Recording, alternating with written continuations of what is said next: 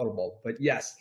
So yeah, I've been with HSBC for about 5 months now. So I had a 16-year veteran of SGV where I ran our national health tech and medical device practice. Similar role is what I have at HSBC. And essentially what we're doing is, we feel that there's a massive void, in the market on folks that are actually serving the innovation economy. Folks that actually understand companies from seed stage to beyond publics who can service them from every walk of life. And that's essentially what we're doing over here. So I'm running our health tech and medical device practice over here, similar as it was before. Anything from Series A companies to beyond public, as long as you're burning capital, you're going to be in our purview in our world. So we get to see a lot. We're professional observers. I was also the architect and lead author of our health tech reports that we had at SVB, and we're bringing that over here to HSBC. We're working hard on that. And as you alluded to, also one of the authors of our inaugural healthcare report that we just released for the first half of the year. Great. And for people who haven't seen it, there's a lot of great content there. Very, very interesting. I'm happy to provide anyone with a copy. You can also go to the website. There's a link in our LinkedIn post. So let me ask you one other question, Chris, and then we'll start getting to the report itself. You guys tend to do a little bit more venture debt. And can you talk about, where you might want to do venture debt versus, traditional equity, and why a company, especially given the economic environment now, might want to do a little venture debt? Yeah, it's a great question, Jeff. The way I articulate this with CEOs and CFOs is it's just a capital resource for you is venture debt. Now it's different than equity. As you know, this environment's tough. Like raising rounds right now is pretty challenging. I think in 2021 and the beginning of 2022, there was a lot of positive things, I think, in the environment, but maybe we got a little too ahead of ourselves with valuations. Just maybe. Just a little bit, right? So I think it's settled down a lot. And part of that is obviously the public markets are closed. And so finding capital is on top of a lot of folks' mind right now. So venture debt it's kind of quasi equity, but it is repaid. So why I say quasi equity is because it's a little higher on the yield curve, or the risk curve, I should say. So we typically lend to companies that are still burning cash. Sometimes companies don't have any revenue. They're clinical stage companies. So we'll give them capital to help extend that runway so they can hit further endpoints and help them either, raise their next round, or, really grow into the high valuation that they had, coming off of 2021. So we see it as a tool, but, it's not, we want to keep those debt to equity ratios kind of in line too, because it's not equity. We're taking a different type of risk than equity, and we do repay debt. So there is some sort of cash service there that should be mindful of. Okay, that makes sense. And tell us about, given, what you've seen and the difficulty people have had raising recently, where are the places that are attracting capital most recently? And, what do you see going forward? Yeah, I'd say in health tech specifically, there's been two areas, maybe for the last 4 or 5 years that have received outsized capital. And so the two sub verticals are alternative care and provider operations. And so those are the two areas that have been, and essentially alternative care, thinking about is using technology to treat patients outside a hospital setting. Just think about that. Think of telemedicine, mental health, women's health, everything under there. And then provider operations is exactly what it sounds like. Workflow tools, clinical decision support. How do we get the hospitals more efficient to have better outcomes and treat patients? So the nucleus of this is patient care. So how do we do it inside the hospital setting and outside? So traditionally, those have been the areas that have received the most capital, and that's still the trend for the first half of this year. Right. And Sarah, I'm sure you've got a lot of experience in this area. Did you want to throw a question into Chris? Yeah, I'm definitely interested. So the background that I come with is I work with a lot of digital health founders, and something that they've been saying is that there's a pressing need to show more ROI in having these conversations with you. And you mentioned no revenue being something that you're okay with. How has that changed, I guess, in the past few years? But also, what do you care about when you're saying, yes, you're a good candidate and we'll work with you? Yeah, it's a phenomenal question. I think everyone's a little tighter on checking fundamentals and traction, just given the public markets are closed. There's a lot of flight to quality here. And I think some of the themes are become more efficient with their cash. Burning so much is not in vogue right now. So to answer your question, some of the things that we look at is you don't need to have revenue, but you need to have traction. So is there a product market fit? are you doing something different? 3 years ago, I'll give you a good example. There was chronic care management trend that you probably all saw. Diabetes is an easy one to think about. A lot of companies doing different aspects of the same thing, but all needed. If you look at folks that are selling to enterprise, there's becoming benefit fatigue. So how are you going to stand out? And to a long way of answering your question is what we're seeing is if you have a specific vertical or a sub-niche need that you're going deep on, we're seeing that get a lot of traction. For example, instead of just saying we're mental health, what aspect of mental health are you doing? So we're seeing pediatric mental health get a lot of traction, elderly care get a lot of traction under that. So like, what are you doing different? And then building a platform off of that. So adding adjacencies. So it's just getting traction. It doesn't need to be revenue, but obviously sign contracts with providers or payers goes a long way to show that you're getting traction, things of that nature. Yeah, I'd be curious to know what kinds of data you care about when they're talking about like product market fit or, solving a niche need. I have to imagine there's either specific reimbursements or like anticipated revenue that you would, I guess, use data to postulate. I mean, how would I go about convincing you if I were a health tech company? Yeah, it always comes down to who's paying, really. It's there's always a big difference between going direct to consumer and then I call it everything else, which is like enterprise or payers. And there's pluses and minuses to all of that. So do we use data for that? Yes. I think we've seen a lot of companies go direct to consumer just to tweak A/B and test their product. Really, like you can get a lot of data faster that way. Consumers will be more likely to try something new than maybe the healthcare systems. And then they switch to enterprise. So for us, at the end of the day, are the dogs eating the dog food, or is there revenue? Are you getting traction? Because that shows there's product market fit. That's an easy one, we all know. But the other one is, what kind of contracts are you signing before you have revenue? Are they multi-year? Are there pilots? We all saw what happened with pilots a few years ago. I don't think pilots are very helpful for startup companies. I think if you can get it, that's great, but it depends on what it is. And what we've seen is sometimes when you sign on to a pilot, they're going to ask for so many changes that your product doesn't become scalable because it becomes just for that specific contract. And then when you get another one, you got to go all over again. So essentially it's, how are you designing those contracts? Because if you're designing it favorable for the company, it shows there's a huge product need as well. Chris, are you seeing go ahead, Sarah, I'm sorry. Oh no, go for it. Chris, are you seeing a pickup in any particular, area in the sense of people who are employing these solutions? Is it more on the payer side? Is it more on the provider side? More employers? Any one particular area, particularly as care is moving outside, that you're starting to see traction?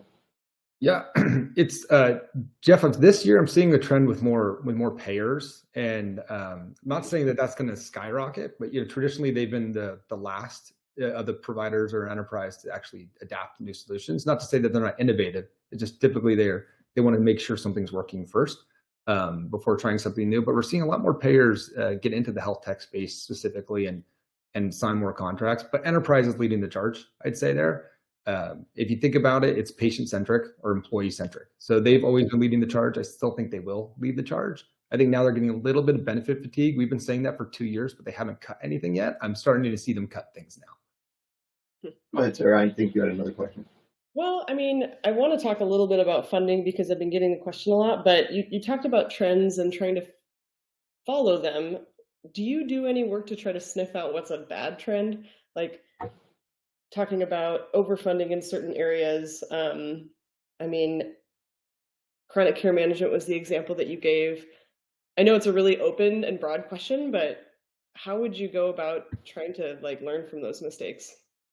Yeah, it's so antiquated because I feel like we're in the first inning still with health tech because it's so young, even though it's been around for a long time. I think we had 1 year of public markets, when Livongo and all of them went out and then it shut. So I think we're starting wave 2. So it's hard to say what hasn't or won't work because I think everything's so broken and this will fix it. However, direct to consumer, we always say, proceed with caution. I think that's challenging, especially in this environment. It's not. Folks still don't understand paying for healthcare and they don't want to. And so it has to be a real service that they need. Aesthetics is one that will, hold the test of time if you need it. And we're seeing some like Him and Roman, that folks will continue to pay for. But direct to consumer has always been challenging. And so we look at that one with a little bit more scrutiny, I'd say. We still like it, but we look at that one with a little more scrutiny. Another one I'd say that's challenging is electronic health records, so EMRs and EHRs. There's just behemoths there that are already, there's just such a great incumbent base that it's just hard to rip that out. And this incumbent base is clever. They have APIs that they can plug in other things to make their product more adaptable to the changes that they see. So those are two areas I say are still ripe for innovation, but are a little bit more challenging to gain traction. Given what you're seeing now, Chris, in terms of the funding environment, any commentary in terms of like the size of rounds or the length of funding that people are seeking right now? Yeah, it's I think right now there's a split, I think, from companies that are later stage commercial privates and then ones that are maybe the BCD rounds. There's a lot of money going to early stage. So I think early stage and Series A is very, very healthy, probably the healthiest we've ever seen it. And it makes a lot of sense, right? There's high valuations with later stage. You can get a good value here. You don't have to worry about the public markets. So we're seeing a lot of capital there. On the later stage, the really good companies are getting up rounds and they're getting capital. And then you have everything in between. And Jeff, the long preamble there is they raised a lot of money in 2021. So some of them have 24 months of cash, some have 12 months of cash left, some have 8. So they can still get through this year, but they're still overvalued. So it's challenging for them to raise capital now. There's been a lot of inside rounds. And I think those inside rounds are going to start to wane. And long way of saying it's a really challenging market. The ones that have, the ones that have not are probably going to be in challenge for the second half of this year, but it's a tough environment. I don't know if this is a good question or not, but I've heard a couple founders mention to me there's a rise of dilutive funding. Do you mind, just for a newcomer, explaining there's some clear difference between venture debt and that concept, but maybe talking about that and why that's on the rise, if it is indeed, and is it good? Is it bad? Like how should we think about that? Yeah, I think so. You mean like equity rounds that have structure on it or that are good for the investors and tough for the companies. Yeah, that's definitely on the rise. We're starting to see with structure and some of those things like a liquidation preference. So that's one way they'll have structure where the investors will get 2 times amount back for the round.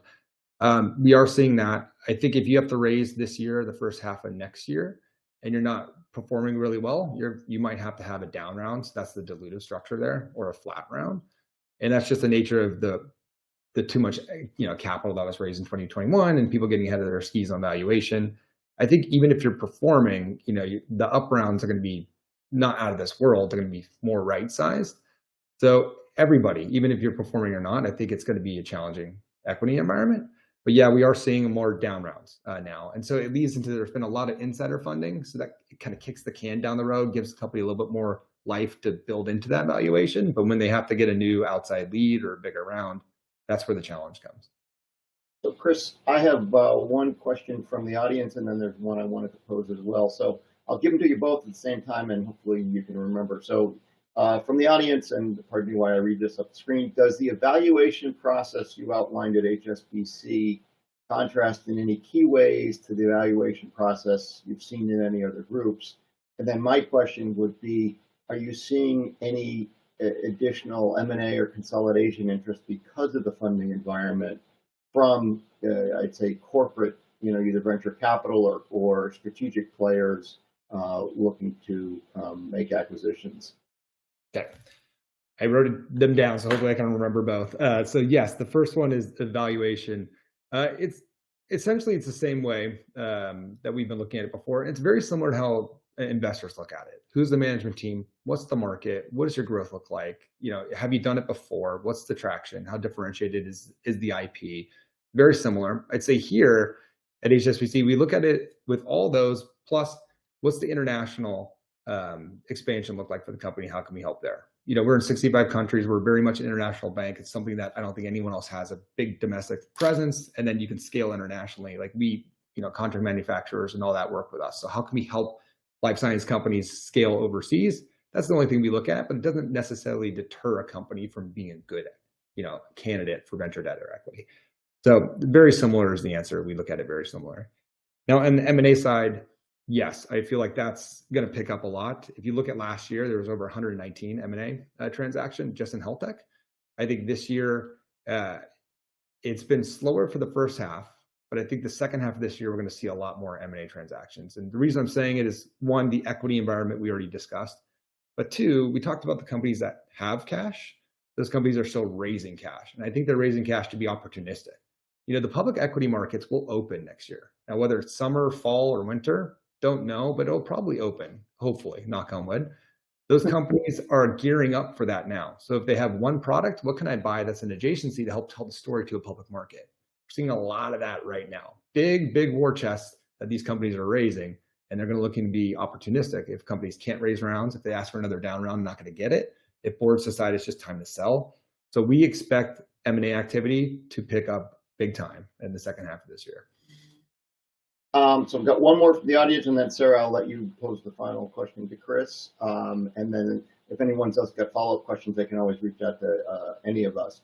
But so the question from the audience is a right-sizing corrective trend heading into Q4 2023, Q1 2024. How's your crystal ball? I guess the question is, Jeff, are we going to right size, or is it going to be still more of the same? The sense I get from the question, and I apologize, it sounds like, are we, there was a big froth, as you mentioned, early on, a lot of stuff came out.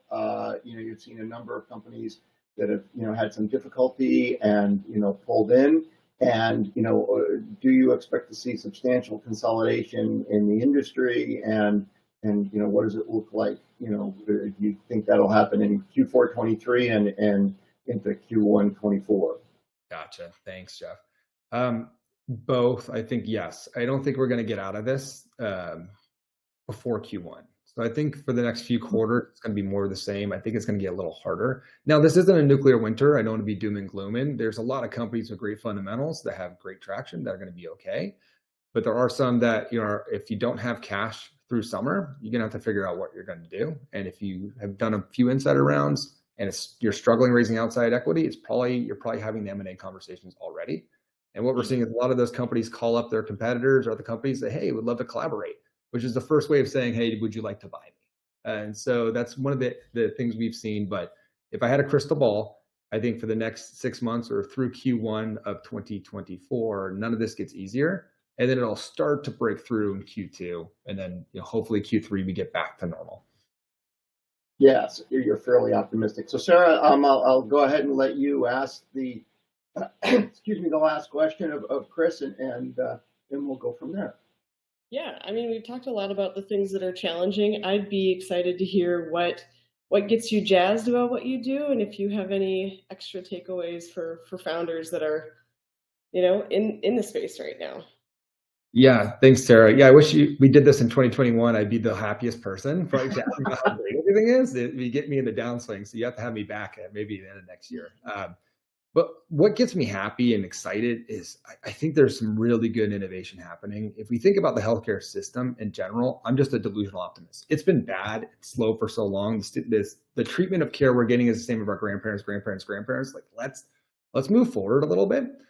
And then we think about our life. Everything is one click for us. One click movies, one click food, whatever we want. Healthcare needs to move in that direction. And so what I get really excited about is how consumer and patient focused folks are starting to get. So hospitals are starting to think about the patients and treating care and preventing care. Alternative care companies have sort of sparked that. Okay, well, we're going to treat patients outside the home where they're at. And so that's got me a little excited. Now, the recent trend I get really excited about are two. We're starting to see a lot of elderly care happen, which I think is wonderful. So how do we treat that cohort of folks that traditionally don't have, they're not tech savvy, they don't really get a lot of resources? How do we help that generation? Because that generation is growing and growing and growing and growing. And the second is at-home care. Like, how do we go to patients and consumers where they're at, through mobile or some other service where we can treat them at home? Telemedicine was already doing that, but how do we take that a step further for concierge at-home care? And we're starting to see a lot of that. And that gets me really excited because I feel about how are my kids going to get treated? How are they going to have healthcare, and what's going to be the gateway for their healthcare experience? It's probably going to be their phone. So we're starting to see a lot more of that, which gets me really excited for the future. Thank you for that. So Chris, pardon me, I'm going to actually throw away the script for 1 minute and bear with me, David, and the production side. I'll shorten the quick hits, but there is a question here from one of the viewers. How important is it to have a VC investor in your company? I think the right VC investor is very important. Now, is it necessary to have a VC investor to build a scalable, successful business? No. But if you have somebody who knows your industry, who has connections to the healthcare systems that can help accelerate your path, I think it's very important to have the right partner. And we've seen there's a lot of good ones out there. They really do accelerate companies. They make calls, they open their network. They've done it before. They've seen companies fail, and they can teach you not to make those mistakes. So I think there is value. You can do it without it, but I think there's immense value with the right VC partner.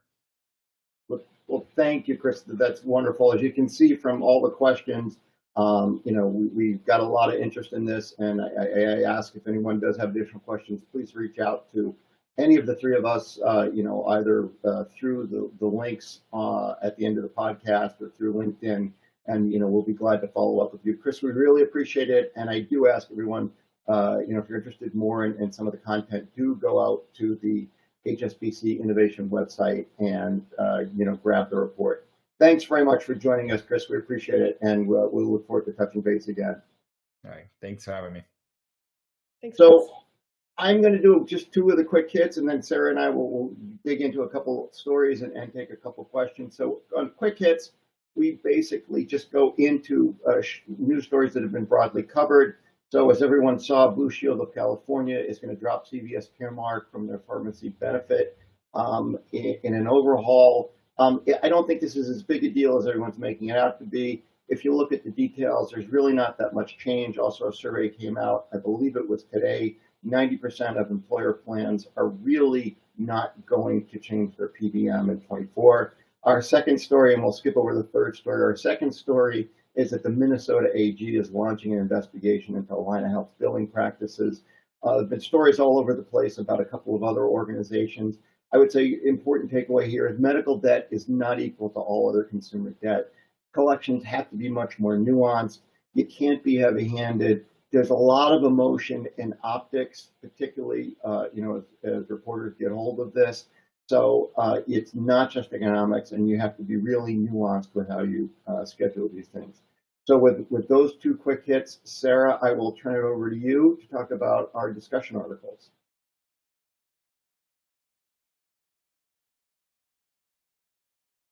I think you're on mute, Sarah. I am on mute, novice move. That we were planning on talking about is about how JCO, or the Joint Commission, is releasing guidelines on what to do when you have a breach or a downtime. And really the kind of key bullets they had were be ready for the downtime, form a planning committee, develop procedures, have a response time, train for it, have a communication plan, and have a root cause analysis event. I thought it was really interesting that they published them.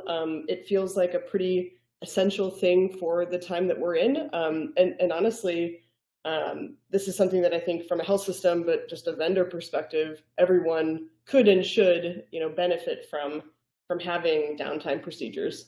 I don't know if when you read it, you had other takes, but I'd love to hear them, Jeff.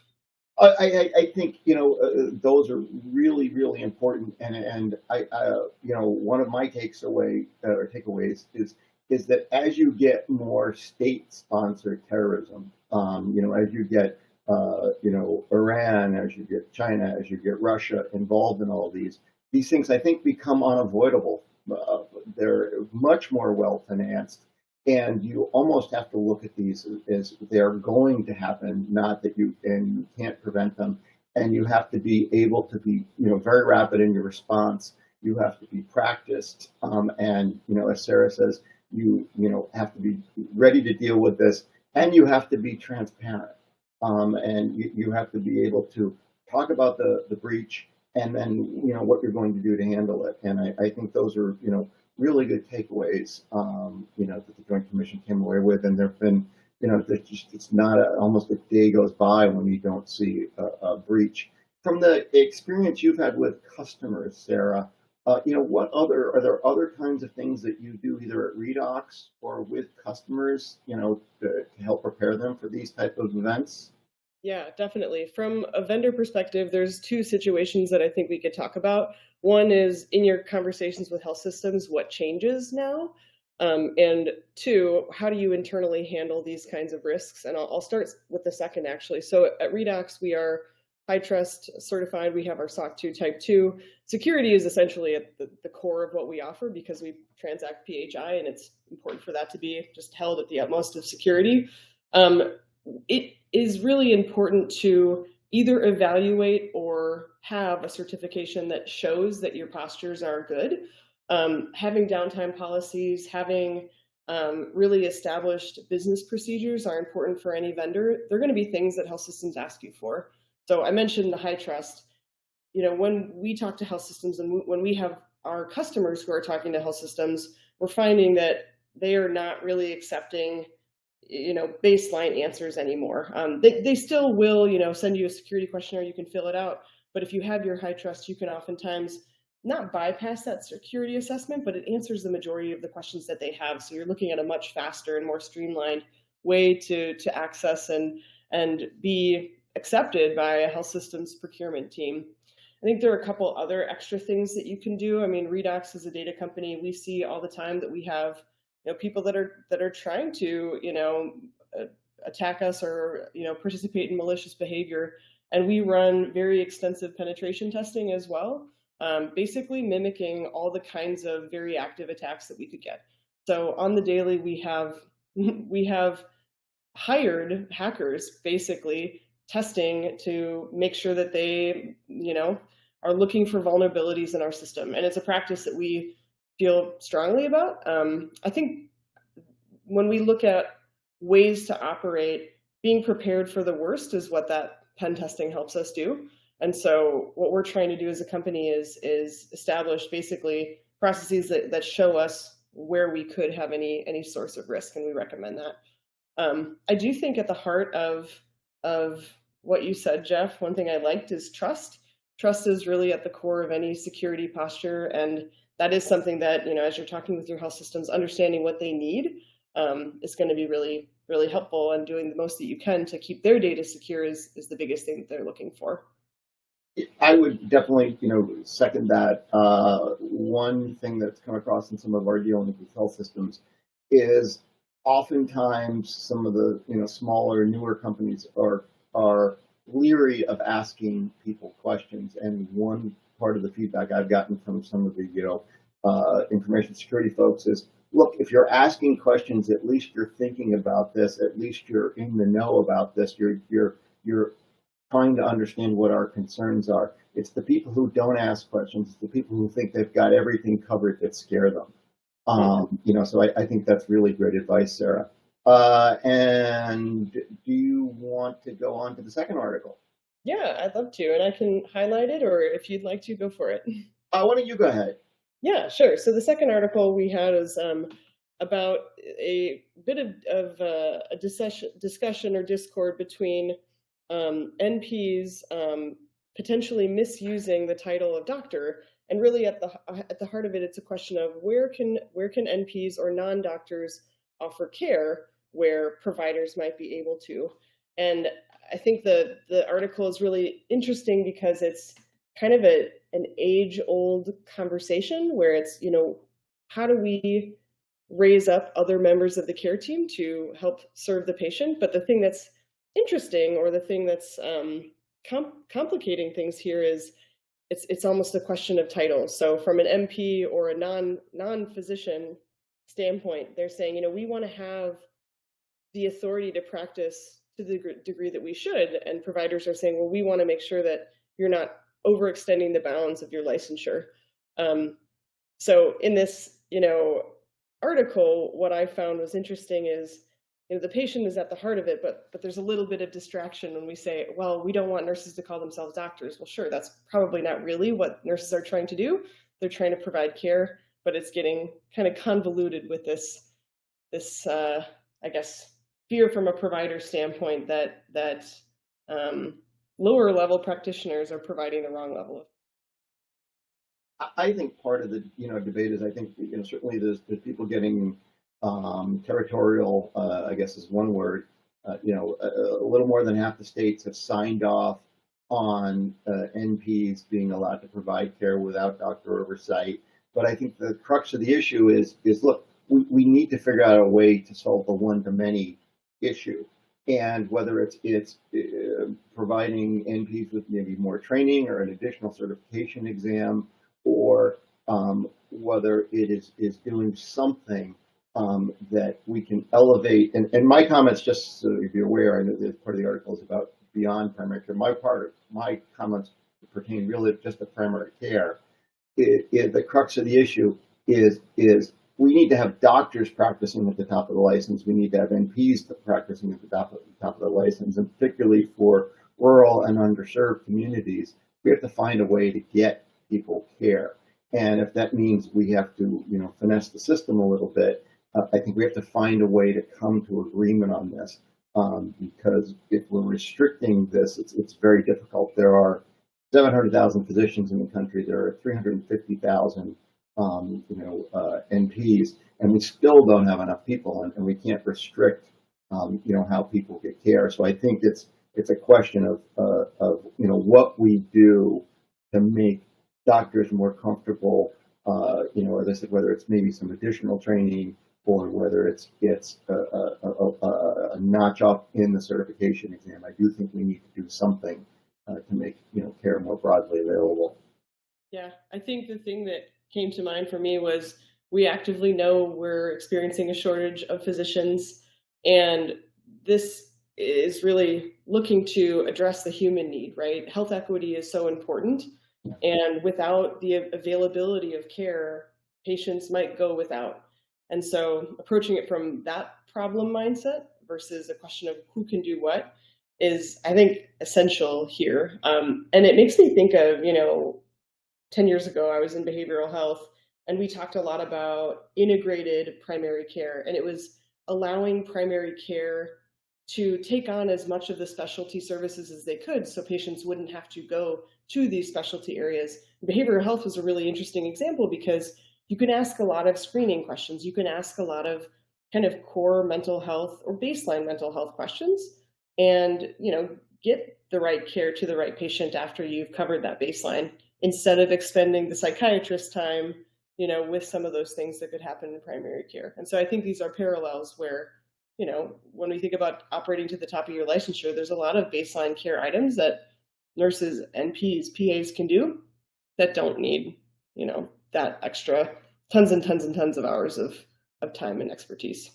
Yeah, one of the things we navigate around, and I'm sure you do too, is the new care areas that have been enabled by digital technologies. And I think that there are certain kind of position definitions that may have to change because of that, and we'll have to work as the delivery of care gets dramatically changed. Well, thank you, Sarah. I think those were great comments and great advice. If anybody wants copies of the articles, please feel free to reach out to us. But with that, I did want to open it up for questions. There've already been some great audience participation. We thank you for that, and hope you'll continue that. Any questions, any additional questions from the crowd at this point, David? You see one. Hold on, let me see what we got here. Yeah, quite a few. If you want to look at the question tab, you can see some, and I'll throw some more up there. They're really all for Chris, but I warn the audience that you might be able to help them. Do have one here. I wonder, is the payer reimbursement structure equal for MP versus MDs or DOs delivered for primary care services? Sarah, did you want to take a stab at that, or I'm happy to take a shot at it? Yeah, I think that is a part of what the article was commenting on, which is, the nuance that it might not be, and that there might be a lower level of reimbursement, which adds a kind of an uncomfortable texture, which is for an equivalent service offered by someone of a higher licensure, they could get paid more. So there's certainly some complexity, but that I believe exists there. Yeah, and I think the other part of the issue that we're talking about is doctors, I think, do feel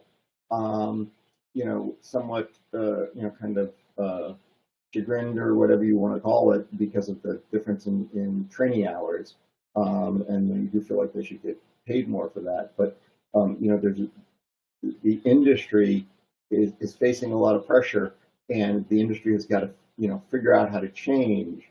And really every player in the industry has got to figure out how to change. And we all need to think about how we can do that, and how we can do it so people get compensated fairly, but everybody gets the care they need. Any other questions? Taking a look, and I don't see others that are for us, but let's scroll to the top.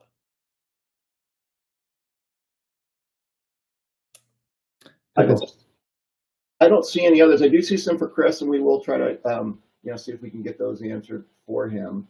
But I did want to just thank everybody for your time. Healthcare Strategy Bullpen is one of the sponsors. I think one of the ways you can think of us, as we were talking about this, is think of us as a Rosetta Stone between the language and culture of technology and healthcare, helping you understand what you need to know. If you're a seller, selling into healthcare, if you're a buyer, what is it about this technology that's going to help you, how to apply and improve the health of people. We do things, we publish a blog every week. This week's blog is going to be about balancing the tension between AI and ethics in healthcare. The Diagnosing Healthtech will be off next week. The week of the 7th, we'll have Rob Bart, who is the Chief Medical Information Officer at UPMC, and we hope you will join us then. And for now, I will say goodbye, and thank you, Sarah, and turn it over to you. Yeah, absolutely. So the show is also sponsored by Redox. I should call us the Rosetta Stone of integration. I love that.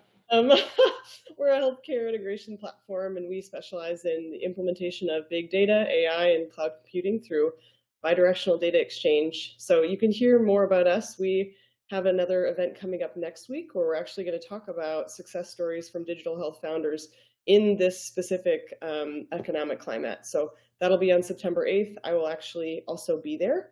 And we would love to have you subscribe to Diagnosing Healthtech, as well as any other healthcare bullpen or Redox events. So thanks all for being here. It was great to have you.